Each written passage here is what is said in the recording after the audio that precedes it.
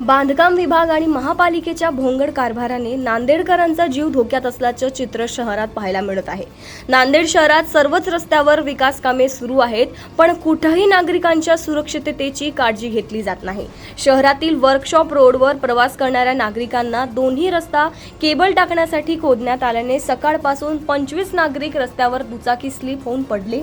यात अनेकांना दुखापत होऊन नागरिक जखमी झाले आहेत। अनेक दिवसापासून शहरात अपघातांच्या अनेक घटना होऊनही जिल्हा प्रशासन आंधळ्याचं सोंग घेत असल्याचं दिसतंय। इकडून गाडी क्रॉस होत असताना थोडासा पाऊस पडला आणि प्रत्येक 2 मिनिटाला एक स्कूटीवाला पडतो।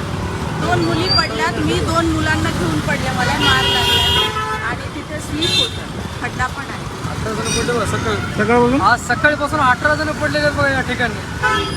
महापालिकेला काही सांगितलं नाही? नाही काही सांगितलं पण ते वारंवार काही योजनेचं काही लक्ष नाही द्यायचं।